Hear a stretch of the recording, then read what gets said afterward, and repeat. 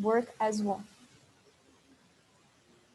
I'm Thais, and I would like to remind everyone that this session is being recorded, and all of you who are here will receive the recording in the next few days. I ask all your parts to remain in mute mode, and if you have any doubts, questions can be asked via the Q&A field and will be answered in the end of the webinar. Today in this webinar, we will talk about what is the current scenario for the software development process, what is DevOps and some market facts, the security approach for DevOps and its tools, and what are the benefits of security for your companies. And for that, today we have three cybersecurity experts. We have with us Davi Muniz, who has more than 10 years of experience in Brazil and Europe and has been working with Senha Segura since 2017. We have as well Felipe Pires, who worked as a research and security engineer, besides being a speaker and a creator of the malware attack types of Q-chain methodology and the malware analysis courses. And with us today, we have Paulo, the DevOps Institute ambassador, detailed and business-oriented IT specialist with knowledge and wide systems functions, besides being a speaker and a trainee. Hi, Davi. Good morning. Welcome. Hey, Thais. Hey, Pavel. Hey, Felipe. Well, first of all, thank you for participating in our webinar today, all the panelists and also the attendees. And let's just start with this current scenario that we're facing right now. We are currently living the digital transformation process. I think probably everyone here in this room has heard about this. And now with the pandemic, for companies to remain competitive and be able to deliver value to their customer, it's essential that they implement all the processes and activities related to digital transformation. And also, we've seen the last few years a migration to the cloud and in a decentralized environment as well. So in this scenario, agility is now the name of the game. And now we see the rise of security breaches that are stemming from exploitable software vulnerabilities. So in this case, organization must look to minimize the risk of successful cyber attacks via their software and applications. And first of all, I would like to bring this new concept of software development. So we've come in with the cascade software model, where we have all the phases in the software development, and now we are evolving to the DevOps, to agile software development process, which includes the DevOps. So first of all, I'd like to speak about this migration and talk with our invitees how they see this, not only the digital transformation process, but also the software development process. So I'd like to start with you, Felipe. Have you worked with the cascade? How we see the difference between these evolution on how software development is occurring right now? Hello, everyone. Thank you, David, for starting this conversation. Thais, thank you, Pavel, my friend. Since Poland. So, by the way, how is in Poland now, man? Starting this, this problem now, and this morning here in Europe, and how do you feel? Sorry, David, for that, but just it's quite important. Yeah. So thank you, Felipe, for starting with that. Yeah. So we look what's going on, and we are close enough to be afraid. But right now, still everything is quiet and normal. Let's say, if we can say this way. So we'll see how the situation will develop, right? What we can say, this is quite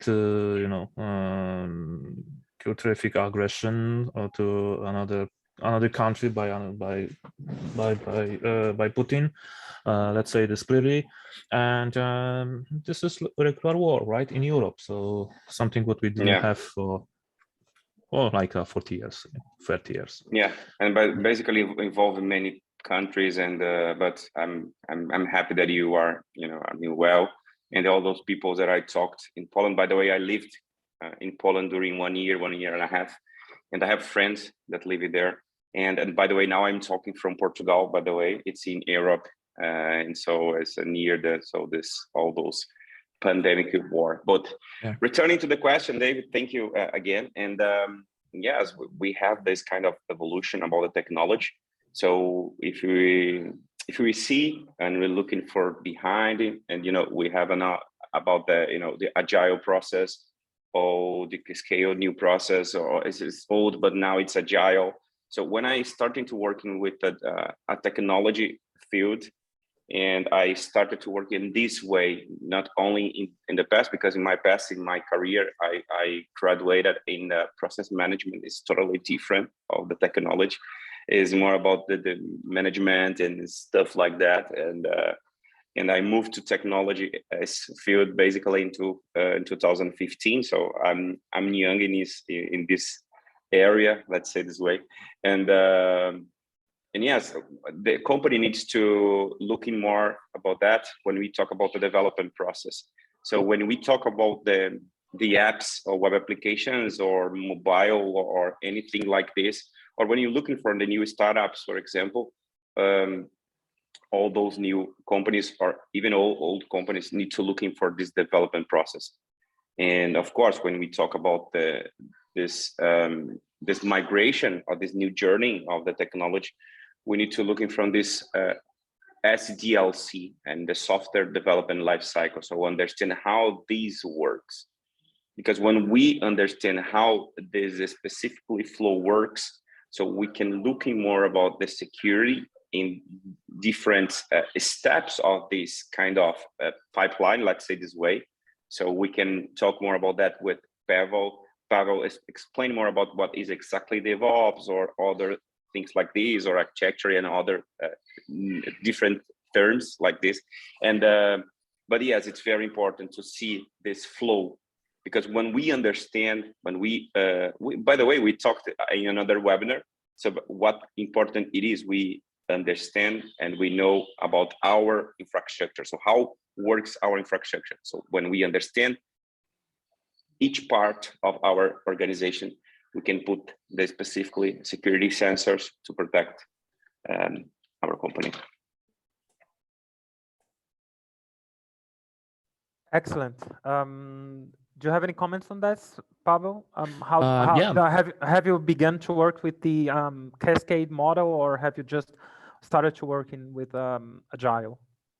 Right. So first of all, thank you for inviting me here, and I'm really happy that finally we have a chance to talk together, Felipe, about something. Yeah, I have more than 20 years in IT. So I started at bank where we had really waterfall, right? The real waterfall. It was like a Niagara waterfall. It was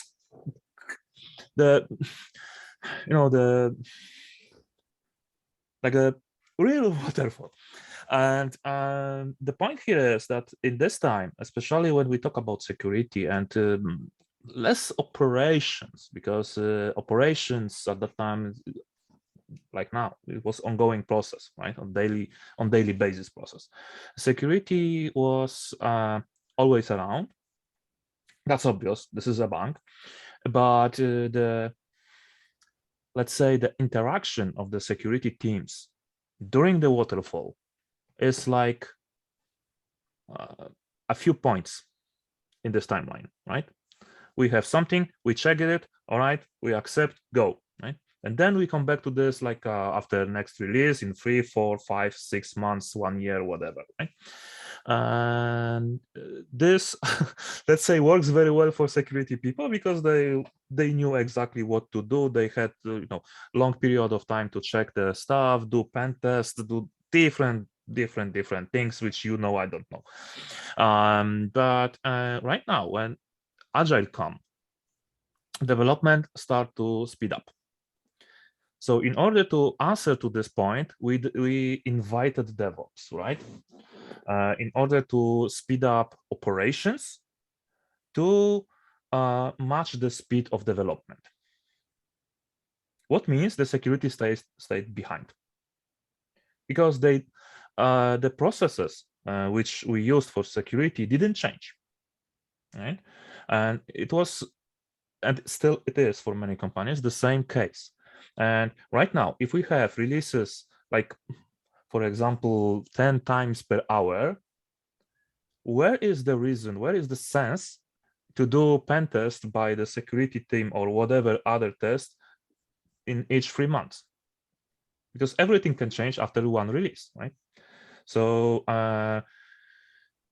this term DevSecOps was crafted, but I hate it really, because this is complete misunderstanding what DevOps is and where security is in this. That's why, if I may jump to another part, what Felipe already mentioned, this what is DevOps, right? When we look on DevOps from the, we can discuss if this is proper perspective or not. I suppose it is. But if we do not look on DevOps just like an engineer who need to deploy, but as a framework, which is part of the Agile, we can define something what is called columns, right? This is one of the frameworks, models, however we will call it, inside DevOps. And we have, of course, like all DevOps, we love this kind of abbreviations. That's why columns is also the abbreviation. So it means culture, automation, lean, measurements, and sharing. And it started from comms without L was added. Right now I'm fighting, let's say, to change share to security. And this is the place of the security in DevOps model. This is one of the pillars, one of the legs, right? We need to care about that, because you know very well how many breaches we have. If I remember correctly, from the security DevSecOps state published like 1.5 years ago or something like that, almost 30% of breaches was created by wrong configuration of the cloud, right? 30%, it's a lot. It's hell too much, right? And this is something what we need to address. So starting on this lowest level of DevOps, right, where we work with infrastructure using tools like infrastructure as code and etc., automation, etc., etc. That's why I believe that changing the sharing to security, because sharing is part of the culture, will bring the proper focus to the topic, right? And enough from my side for now. No problem. Thank you, Pavel. You just mentioned something very very interesting about the infrastructure as a service and also the cloud environment. And well, I'd like to bring up a very important topic here, that is accountability of data breaches when they happen. So customers and organizations might think that whenever their infrastructure is moved to the cloud, then they don't have to do anything, and they just can rely on the CSPs. So do you think that's accurate? Do you think it's correct to bring the responsibility to the cloud provider instead of the customer? Can you tell us more about this? So sometimes we don't have any choice. This is this shared responsibility model, right? So for cloud provider is responsible for the part of our platform. We are responsible for other part. And what worse, we don't really know what's going on their part completely, and they don't know what's going on our part. Because this is this separation, this segregation, right?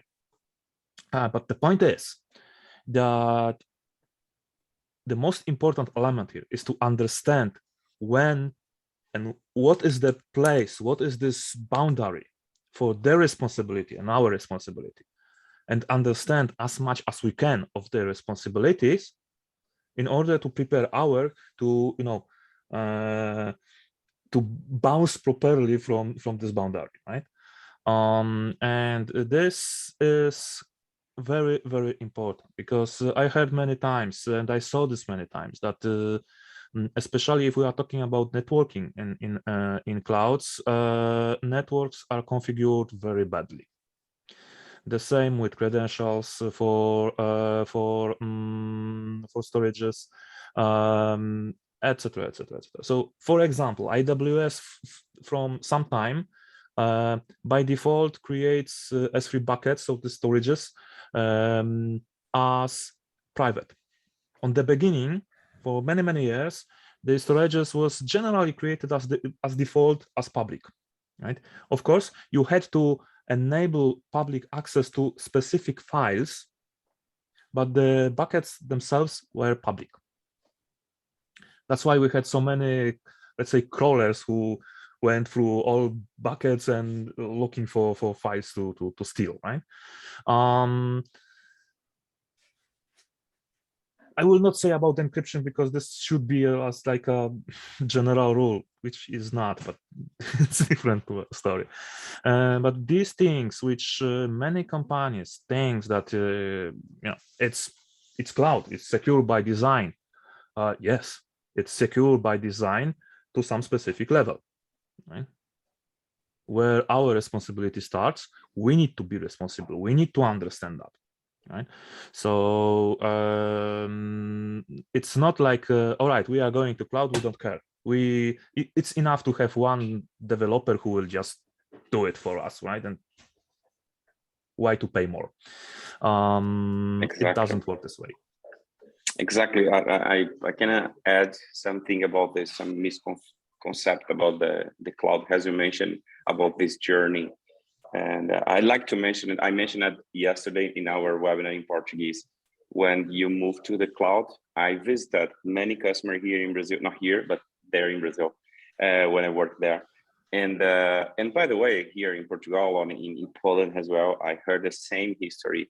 So when I move my data to the cloud, so my data is secure, but this misconception is wrong, because of course, part of this data is secure, but the confusion point here is security by availability. That's the point here that the cloud can offer you, because you have a different zone of availability. So if you have some problem specifically data center, we can move your data from another data center to different regions in availability.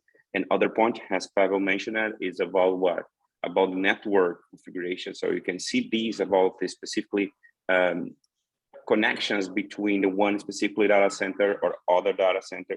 So it's a part of the shared responsibility, as Pavel mentioned it. So about your applications level, it's behind here. So we need to look in about that. So basically, if you're looking more about the marketplace in any different cloud provider, you can see in this specifically marketplace, the security vendors offering their services inside of this specific marketplace. So there is part of the sharing responsibility is recommendation from the cloud service provider. So if the cloud service provider recommend you to looking from the security stuff, so basically we need to look in more about that. And other point is about when you talk about the WASP top 10 vulnerabilities, basically one of the main is about the misconfiguration. And if you see the big exploitations or leaks of the information, ransomware attacks, almost all those attacks is based on misconfigurations, and not based on the zero day or the new exploitations, new vulnerability. No, it's old. So based on misconfiguration. So we need to have to pay attention for that. And again, we need to understand about our architecture, our infrastructure, all those points, configurations, and so on and so on. Yes, the one thing which we should add here is, if we are talking about clouds, we talk about something what doesn't belong to us, right? If we have our data center, we generally know this pipe, how it's go into this data center, how the switches are configured, etc., etc., etc. In cloud, we don't have it. right?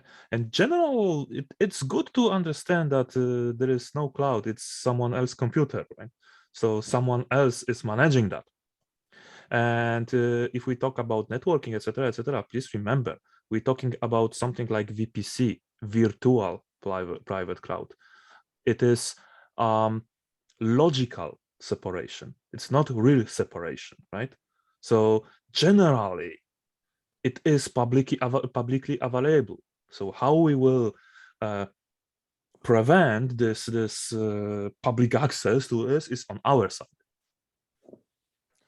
Well, bringing some data, it's interesting that according to Gartner, 99% of data breaches occurred in the cloud are the customer's fault and not the cloud service provider. And we have some. Not surprised. Me neither. And we brought some terms here in this conversation, like cloud, like development, like security. And still according to Gartner, those are the businesses that will grow the most during the pandemic. And now talking about how the development models have changed. Now IT leaders are increasingly migrating their infrastructure to the clouds. And in this scenario, it's usually a scaled and a complex scenario as well. And with all of this organization, I'd like to add, we see an increased scale and complexity on the application delivery. And while most of the leaders are interested about accelerating their plans to migrate the infrastructure to the cloud, I have some data here that according to a survey conducted by Barracuda, 53% of the surveyed leaders will accelerate their plans to migrate 100% of their infrastructure to the cloud. And now I'd like to mention another aspect that the agile development methods, they use the extensive use automation, and they also integrate their process between the operation and the development teams. Now I'd like to understand what are the main challenges that we can find during the development process now with the cloud and now with all of these complex environment. Could you tell us some of those challenges that you see? What have changed that made this process more challenging, Felipe? We can start with Pavel. Okay, so I give you here some interesting example which I heard multiple times from development teams. When we continue our journey in cloud, so generally many companies have also databases in cloud, right? And what you can hear very often from developers, right? If you have properly configured database in cloud, it is not available outside. Right? Of course, in bigger organization, probably you have some VPNs, you can have direct connects, etc., and this changed the situation a little. But generally, if you work in small company where you have, for example, 1 or 2 accounts and you have database there, your developers want to have access from the laptops there to database. But is this secure? Is this wise to enable outside access to database, right? This is the one challenge which we need to understand, right? Second challenge which we need to understand that very often this migration also means not only just lift and shift, but also the redesign and the re-architecture. I mean here going into microservices, going even to serverless. And the point here is that it's not the problem to cut elements from your existing application. The main problem is how you design the communication between those parts, right? And many teams don't understand the communication patterns between microservices. They put, for example, I don't know, etcd somewhere open to the world because we don't know how to configure it, and it works, right? And what next, right? What will happen next? So this is also very important. Also, important part is how we design accesses, right? For development team, for operation team, for QAs, etc., etc., etc. Well, another one. Normally, if you have closed environment on-prem, it's not that big deal. That, of course, it's not the best way, but it's not that big deal that, for example, your container has environmental variables where you have URL and some data pointing you to database or whatever, right? Probably if someone will go inside your infrastructure and grab this data, you have bigger problem than just that you have this in plain text somewhere, right?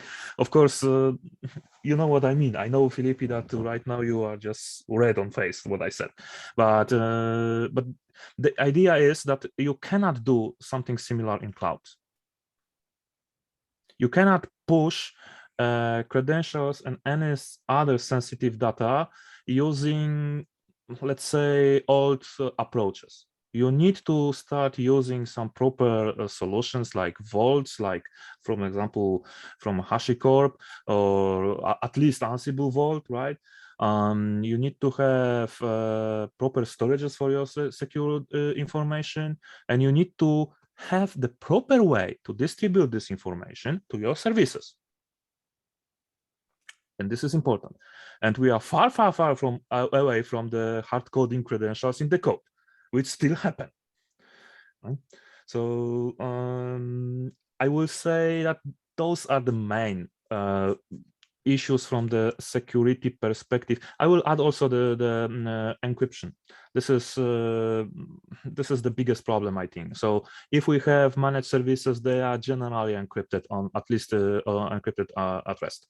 But what encryption during the traffic, right? But for example, should I encrypt my data on S3 or not? Well, the answer should be simple here, I think, at least. Right. So, yeah, and I think it's we have many challenges, as Pavel mentioned in our conversation, and but I think it's another point. It's about the culture, so to apply this in the development process, because one of the most problem that I'm seeing nowadays is about the, how can I say that, is I forgot the word in English, and growth, acceleration growth, let's say this way. So no, exponential growth. This is the correct word. Exponential growth. This is the, it's a good thing when happen in different organizations, but from the development process is the big problem.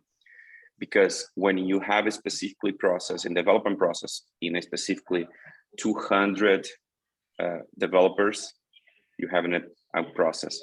But when you have this specifically grow, exponential growth, in 3-6 months, you have more than 1,000 developer. And if you don't have a specifically flow, you suffer a big problem. Because remember about that, who is responsible to implementing, or who is responsible to create a specifically software development lifecycle? It's not a definition from Felipe, it's not a definition from Pavel, even David. No, it's a process. So all companies need to use. It's not a problem with the small company. I'm seeing this same problem in the big companies, but all those companies that I'm seeing suffering the same problem. Exponential growth is the big problem. Remember, it's not a problem, okay? Exponential growth is very nice. Every company needs to have this specifically, growing. But the point is the developer perspective, and this is the point here. Because of that, the flow is important to implementing the secret keys, no using in plain text.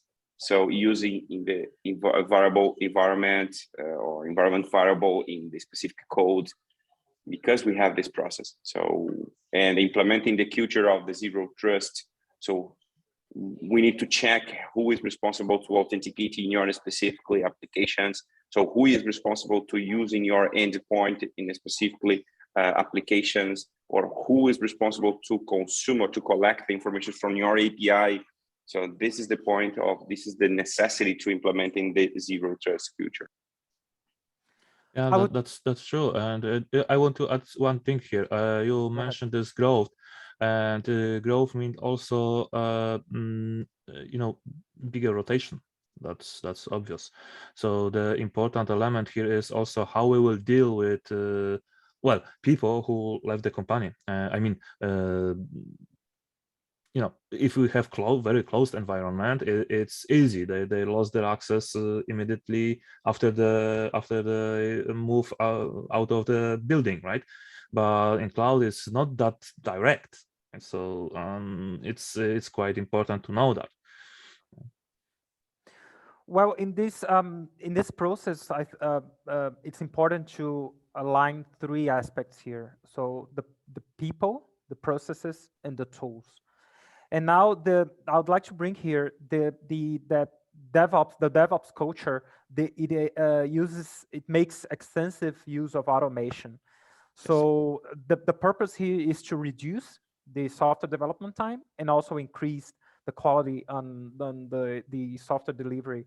And bringing some aspect that Felipe brought here is that by using zero trust, it enforces, it makes continuous verification on identities and users to make sure that that's why we call zero trust, because we cannot trust anyone. And how do you guys see this automation process, and how we are eliminating? Well, do you see that we are eliminating the people aspect in this chain? How do you see the use of automation in the development process? So you know, I will say this. Of course, people and code are the starting point for this DevOps loop, let's say, right? But automation is really the first place where this code and these people meet the real environment. And it doesn't really matter if this is production or dev or whatever, because imagine the situation that you have vulnerable dev. Is this a problem? Who knows? Will you trust the bank who has vulnerable dev? I'm not sure, right? Because people like you can explore a lot there and understand what's going on under the hood. So I've always said, if vulnerability or misconfiguration, let's call it this way, if misconfiguration hits any environment, it's already too late, right? So the automation is really the first place where we can implement automated shift left, let's say, right? Of course, shift left means that developers are responsible, that people who are around are responsible, but we need another point where we check this responsibility and the quality. And not because we don't trust developers, because we don't, but just to have this checkpoint, right? And automation is a great place to bring the speed to the, let's say, old-fashioned security into the, let's call it modern development lifecycle, right? Because we can inject tools which we already have around into the pipeline, and I will say even more here. What will be maybe somehow even like, you know, not very well taken by everyone, but you know, automation will not lie. Will not say, oh, all right, let's just move it to the production. We need to check it, right? Automation will say no. Period. And this is the best place really to have a very objective go no go decision on the beginning of the CI/CD pipeline, because we are talking here about the CI/CD, really, especially about CI/CD, because in proper environments, not only application is deployed using CI/CD pipeline, but also infrastructure, right? So this is the place where we can catch everything what is wrong and stop it before it will be deployed. Cool. One of this, the automation process that I'm looking, or I mean, I'm working in I'm a researcher, has the Thais talked in the beginning of our conversations, and I'm working in another company called Sapporo, and I'm responsible to make different research about how the attacker explore different environments, mainly in the cloud, right? Because many companies now started in the cloud. Infrastructure as a code, as we're going to talk during this webinar. And one of this very interesting thing about the automations process is, of course, many different cloud providers offering different APIs responsible for automatize different process. And for the attacker perspective, it's very interesting because we can call this specifically API and put in different parameter like enable stuff, or whatever you want, and you can enable different privilege from in different users. Like me, for example, Felipe, it's a normal user, like specifically manager, part of the business unit, like a manager, and Pavel is administrator, IT, administrator, like this. But I just have a specifically access in a specific environment, but because of this specifically API and this specifically automation process, and based on the misconfigurations from the specifically, architecture or administrator guy, putting the specifically permission that I can changing using this specifically API.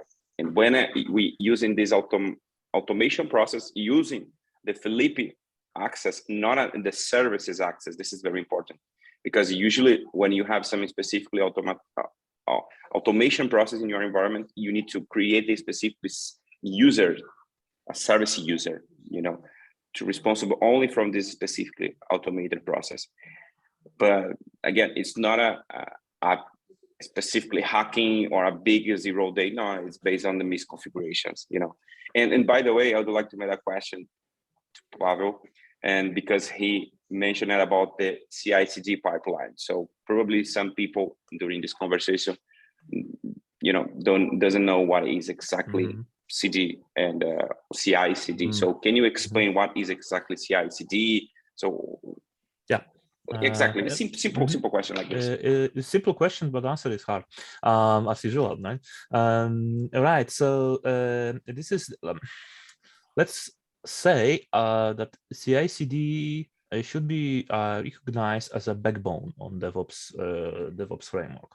This is the way. This is the main carrier how we deliver the code into the production, let's say. And here we have 3 elements, even if we have only CI and CD, because we have CI, CD, and CD. So let's start with first CI. CI is generally this means continuous integration, and this is what the name said. It's continuous integration of the work of many developers into one code base in some place. This is the start of CI. In CI process, we can have actions like, for example, unit testing, code quality testing, code coverage, etc., etc., etc. And CI ends in the moment where we create an artifact. It can be zip file, it can be executable, it can be Docker image, whatever, and store it somewhere in the repository registry. Right? This is the place where CI ends, period. And I will not, take any other answer here. Now, CD. Perfect. We have awesome. Yeah, we have 2 processes: continuous delivery and continuous deployment. What is continuous delivery?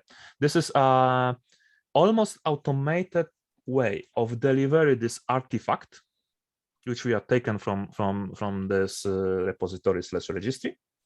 We deliver it or deploy it on almost all environments automatically. We have some tests in between. It can be, I don't know, performance tests, functional tests, security testing, of course, as well, etc., etc. And then depends on the policy which we have in the company, we have stop. It may be just before the production. It may be a couple of environments, for example, 2 earlier, but there is a stop, right? And now we can combine multiple releases, multiple deployments in one shot and just deploy on production, or having simpler process. We have this pipeline, we have stop just before the production, and we have someone who is accepting this release, this deployment, and say, all right, now I am okay with deploying this. This is the proper window. This is the proper time. Everything is correct. I'm kind of sign it, right? And this is deployed. When we remove this manual step, and I'm calling this like a one-click deployment, right? This is the moment where someone needs to go, say go, and it will be deployed. Then we have continuous deployment. And this means that the process is automated from the beginning to the end, right? The artifact is taken automatically and deployed automatically through the whole environments, all environments into the production on the end. There is no clicks, 0-click deployment. Small change, but very significant. Because if we have the stop between just before the production, we have the time to say, all right, something doesn't work.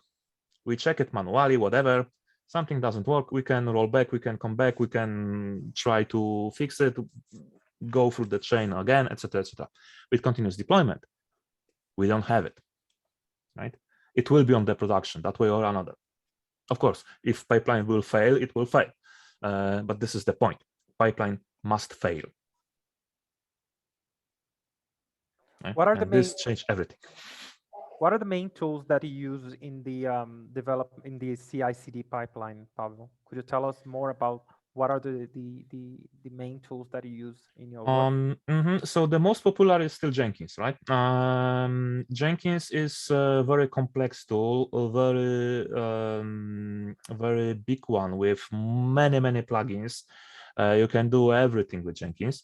Therefore, it's quite unhandy, a little bit complicated, and must be self-managed because of these plugins. And generally, Jenkins is from the beginning to the end managed by us. We have tools, let's say, cloud-based, but we can have agents or even the whole infrastructure on our own side. I'm thinking here about tools like Circle CI, TeamCity, which are also, yes, which are also very complex. But here we are talking also about shared responsibility model, right? Because this provider is ensuring us that he will keep our secrets, for example, safe, right? On the end, we have tools. I didn't talk about Azure DevOps in this second silo because I wanted to go to the cloud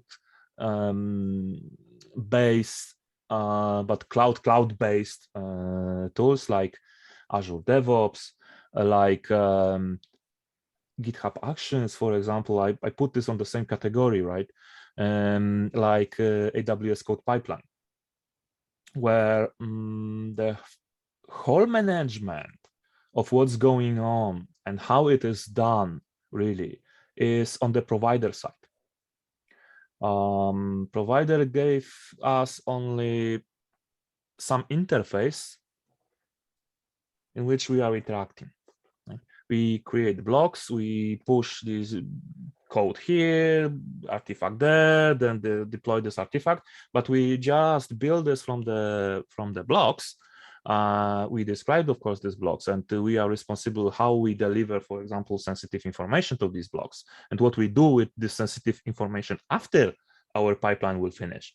But generally, the operational part of it, how it will be deployed somewhere, how the elements will go between the stages, etc., are completely on the vendor side.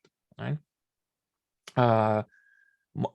Right now, I mostly use code pipeline because I work generally with AWS. But I have experience with many of them, like Azure DevOps, like Jenkins, like Travis, etc. And I will say they try to care about security, but again, it's the same situation like with clouds. I believe if there is any report, it will say that 99% of the vulnerable pipelines is because the customers.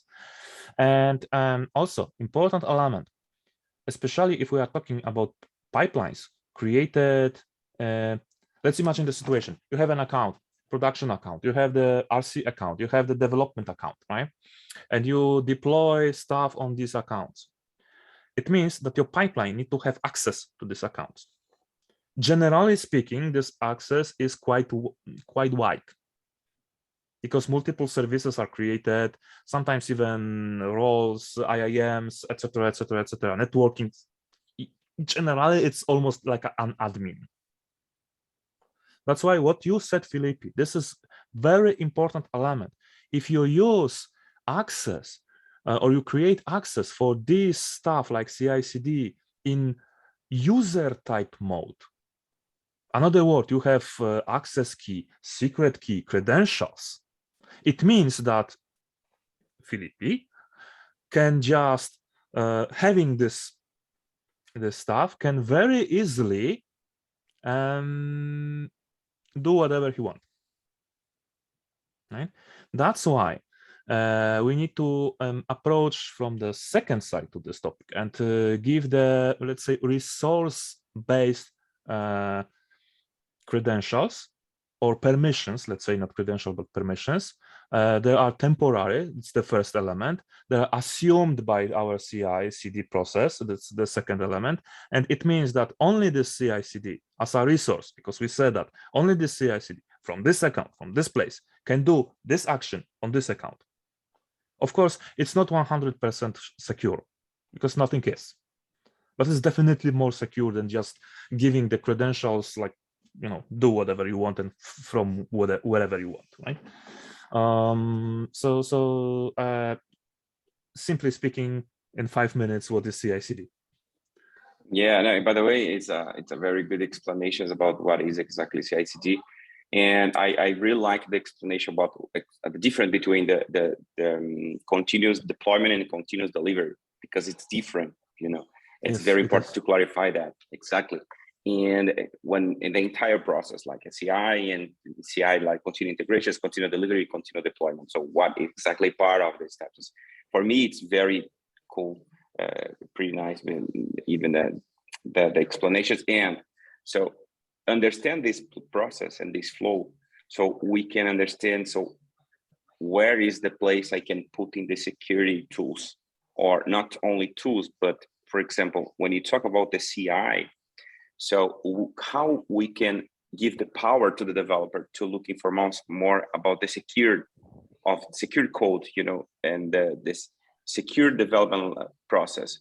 So how we can, when I said, you know, because I'm working in security, you know, a security field like this, and so we can use in this, for example, offering specifically tools open source, like for example, ORUSEC, it's open source tools, and giving the developer can running the ORUSEC based on the CLI, for example, and they can use in this specific first flow, you know, in the beginning, to see if the code is vulnerable.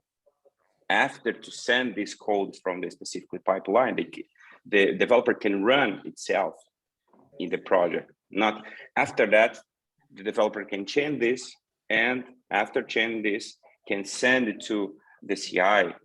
And during the CI process, we have a Q&A, the QA, the quality assurance process.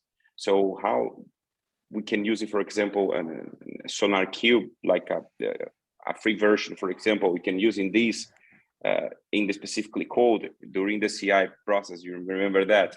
And when they're using the build, pick up the code, changing this code in a binary or a Docker. So how I can use in the container scanning to running this specific container to see the libraries inside of this specific code. And after that, when you build this in the production, generate a specifically URL or endpoint. So how I can use in the DAS, the dynamic analysis tools, to perform a specifically scanning this specific URL. So during this entire environment, we can using the security tools to help. But remember, the first point or the first recommendation, let's say this way, is we need to create a specifically security requirements in the whole company to think more about the product security. I mean, so when you need to create a specific product, you have a specific team, so we can create a specific learning sections or brainstorm, whatever name you want. So we need to create this specific product. I will create a specific product, or I will need to create a new release, for example, from this specific product or a new feature for the product. So how I can apply the security requirements. So Felipe, who is responsible to create the security requirements? The security team can create these security requirements together with the developer team. This is the best way. The security teams work together with the engineering team, because both of these teams can create this specific security requirement, because all those tools, all those stack, or the tools of this that you implement in the specific CI/CD pipeline using based on the specific security requirement, not a blocker, not a tool gates or whatever name, but as a partnership. That's the very important thing to recommend into the teams and the organization. Yeah, that's true. And this process is one thing. Second is, I'm sorry to say that, but control of this process, right? Because process itself without control will be, work around it as much as possible, right? Because we are people. And how we control this process is also important, right? So this is also agreement. Yeah, observability like this. Yeah, that's true. Well, it's interesting that you two mentioned this, because the security, the development culture is usually not security driven, and maybe you can correct me if I'm wrong, but in the perspective that the developers are usually just concerned on how fast they build and not with security. We have, for example, secrets that can be hard coded in the source code, and they don't have any management at all. So if you have a data breach or any security incident, then your critical data can be easily fall in the hands of malicious attackers. And now that we've mentioned this, I'd like to head to the end of the webinar asking you, how can we implement a positive security culture in the development teams to finally be able to implement the sec aspect of DevSecOps? So we have development, operation, but we have them alone. We don't have security implemented and embedded in this process. So the question is, how can we make sure that DevSecOps is reached in the organizations? What do you guys can tell us about this? I would say teaching, continuous teaching. I know this is the simplest answer, and it doesn't care much, information behind that. But honestly speaking, this is the answer, right? And the best will be if, for example, we have in the organization a good expert in security who can show how easy it is to, how we call it, hack the environments, right? To give the developers, to DevOps, to other engineers this aha moment, right? This we need to do something with that, because it's too crazy, it's too easy, right? And so this is one of the part of the continuous learning or teaching process.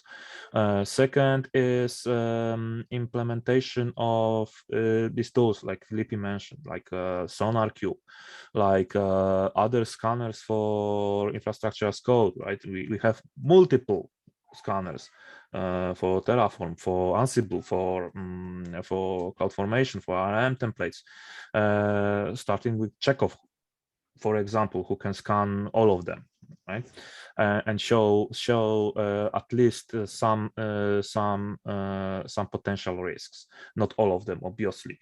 But this is very easy to implement. This is a couple of lines of code which need to be implemented inside, right? For Docker images, adding, or for example, for .NET and Docker images, adding SonarQube, it's honestly 2 lines of code. For adding Chekhov to the pipeline, if you don't want to create additional stage, it is again 2 lines of code, installing Chekhov and running the test, right? This is the complexity of it. Exactly. Now the question is what you are doing with it. Yeah, exactly. If you think about, for example, GCP, Google Cloud, for example, they have a container registry. It's a container scanning, basically. So you can see all those registered there. So it's part of the licenses. It's the full. You know, you don't need to pay for that. So just need to enable, and that's it. And now look what you can have. You can code scanning, right? You can quality code scanning with SonarQube. You can use it for security scans as well, right? At least on some extent. You can have, when we talk about Docker containers in the cloud. So we're starting with the code. Then we scan infrastructure with Chekhov or whatever else.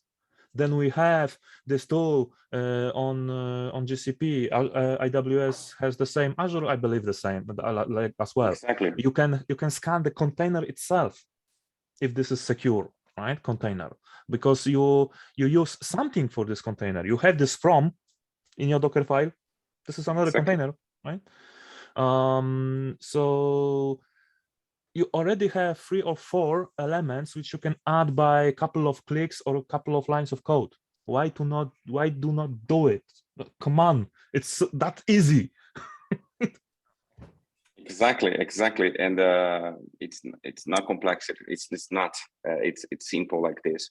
Of course, to implementing that, we need to have the process basically, and the continuous learning, as Pavel mentioned. I think it's but because of that, my recommendation is to create specifically security requirements, not basing on the security team. Of course, security team is responsible to lead this, but